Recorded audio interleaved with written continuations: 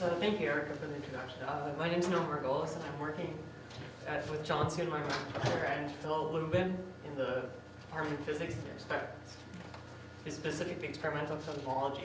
And we're working on measuring the cosmic microwave background radiation, or the CMBR. So the CMBR is primordial light from pretty much the beginning of the universe.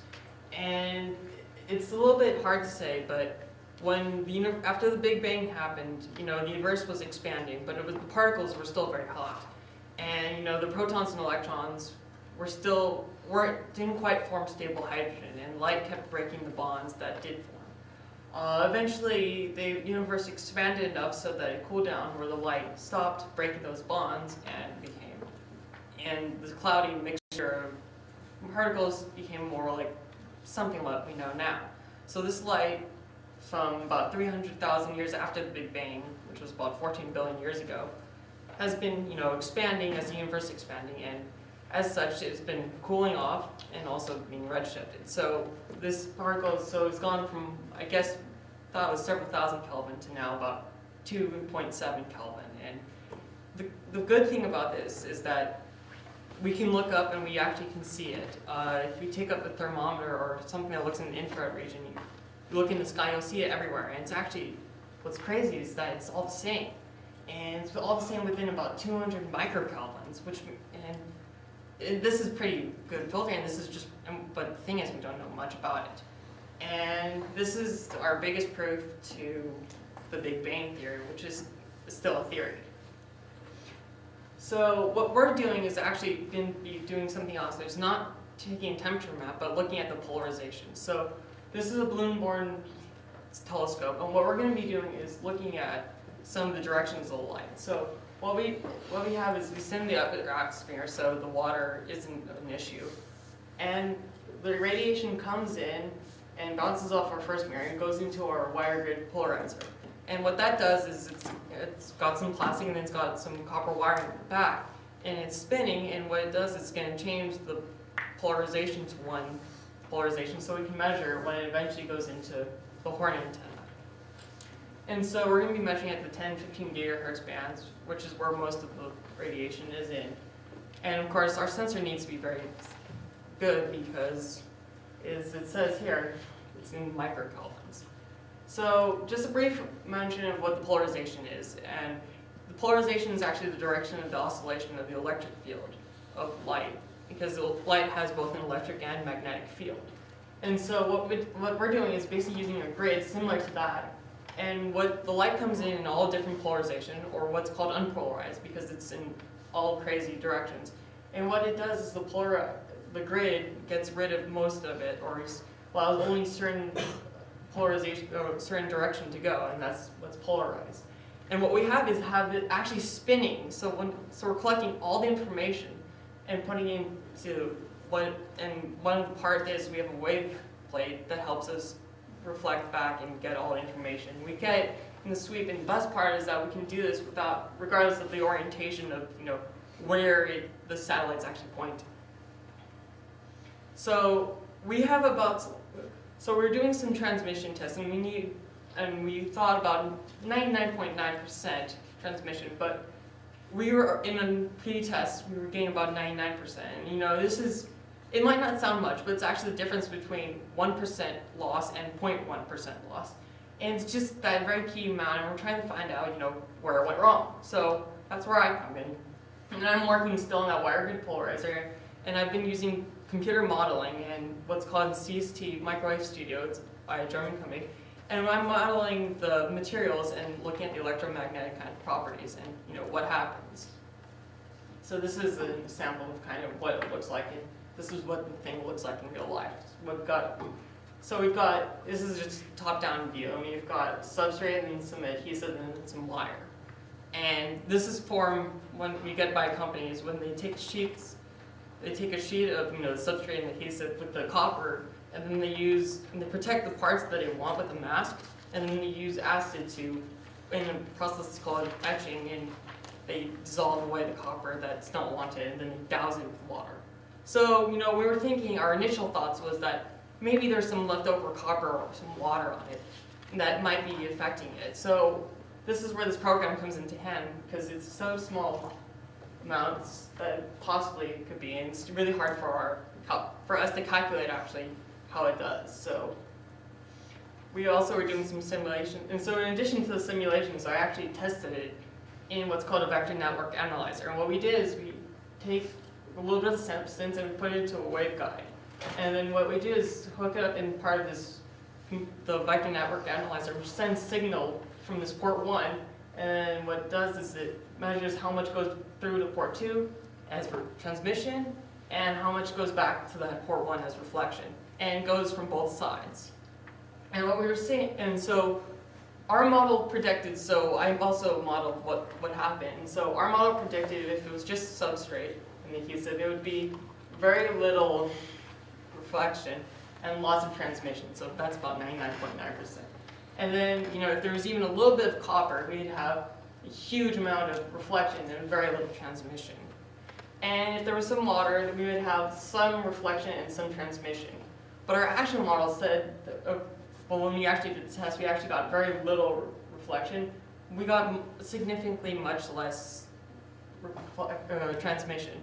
However, it did show that there actually was no metal or water in this kind of thing. And the transmission being off might have been actually from the calibration of the vector network analyzer. We also did some extra tests we got back, and that actually confirmed with the electron, photoelectron, X-ray photoelectron spectroscopy test that told us that there's actually no metal. So then, our next thought was, well, if there's no metal in the water, what happened if the etching actually worked too well? Because we have this acid, and it might just cut into the wire, and possibly also affect how we're getting some transmission since there's less wire. And what we found out is actually makes very little difference. As you can see here, it's about 99.9% throughout the transmission and in 2 different modes, and it just really shows that it didn't make a difference. So right now we're still looking on how to configure it such that it would work. We've tried a couple other different things with moving the wave plate back, spreading out the wire. We haven't had any success yet, but we're hoping as it's going up in this next week and everything, that we'll get some data that can help us. We actually have my professor is actually right now in New Mexico, and he's overseeing some of the flight data that's going to be happening. So we have so in addition to doing that, I'm also working on some small projects that relate to it, that have to deal with some of the other components of the satellite. So this is actually an orthomode transducer. It helps us split the polarization as an alternative to a step guide, and this is a filter that helps us reduce the unwanted frequency. So I'd like to thank my mentor John soon, and of course all my sponsors, and EUREKA Lubin for letting me into this program, and Phil Lubin for letting me into his lab, and all the other people in my lab that helped me out. Thank you very much. Any questions?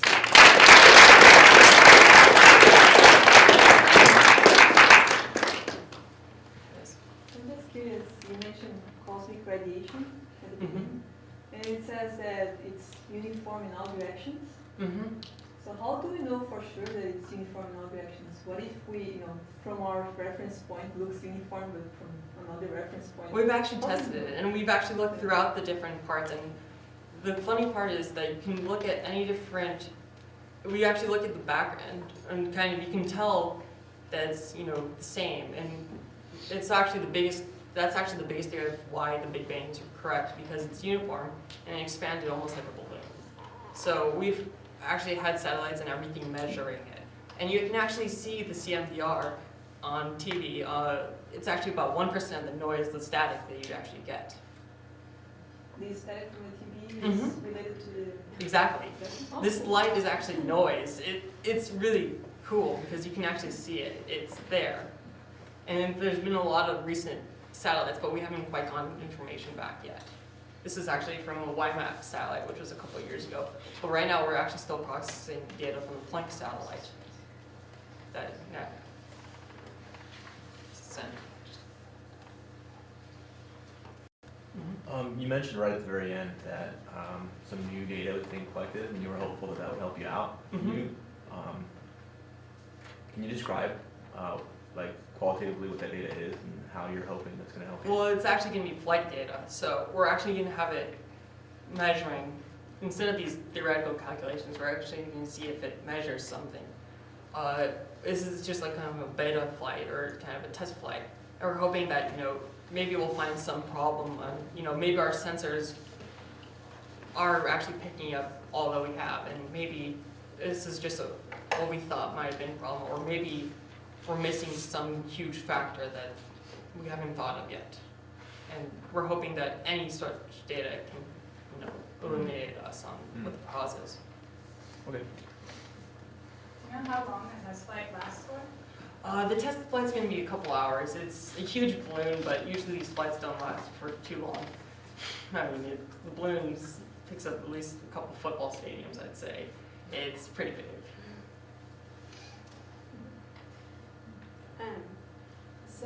So you do expect the waveguide to function well enough Yes. to give you data? Yes. And As I said before, we're getting about 99%, and it's just our theoretical calculations said we should have been getting that extra 0.9%. So we should at least get some data, as our plastic data.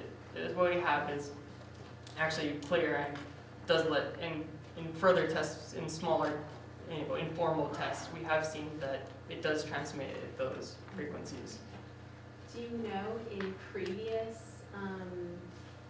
sort of payloads, have they used the same kind of waveguide or something similar that also hasn't, has had the same issues, and do you know how well it worked then?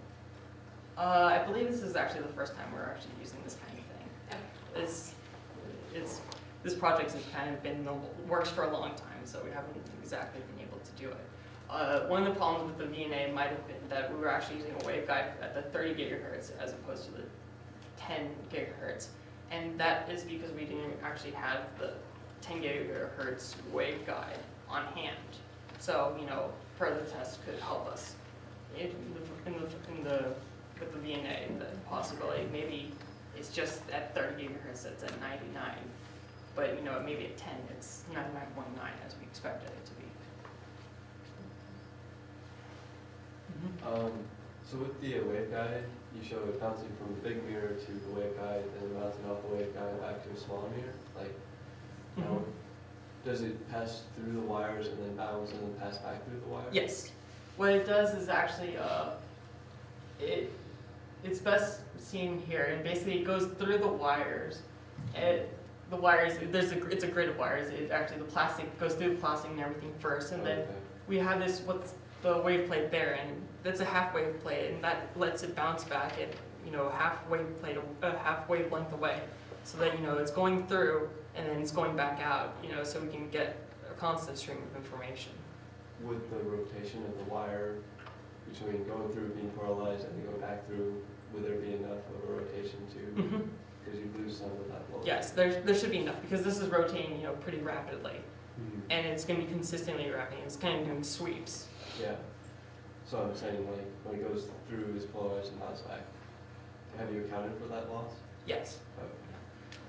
It shouldn't be an issue, because as the grid wire, it slightly alters the polarization. So we're actually picking up at two different points. We're actually picking up maybe you're picking up this vertical polarization, but we're also picking up the horizontal polarization. And it should, it might be a problem, but it shouldn't be too big of a problem. And I don't think it's a possibility, but it's doubtful that it could cause such a problem.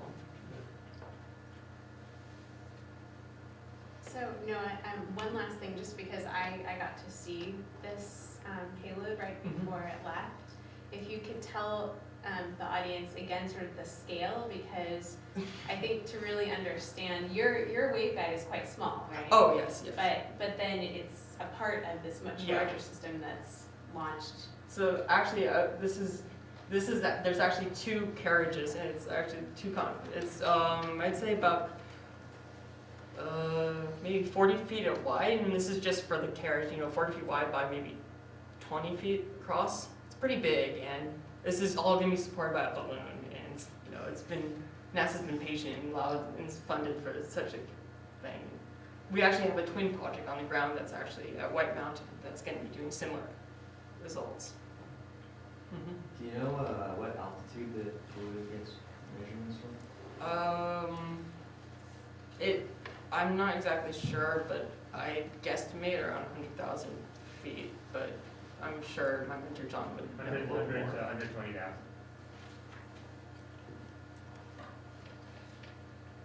It's a big balloon. It's a couple of football fields, because as much as this is, it's not the lightest carriage exactly, so it's gotta be big. Yeah, it's close to the size of this room-ish, maybe half the size of this room. Great, Thank you so much.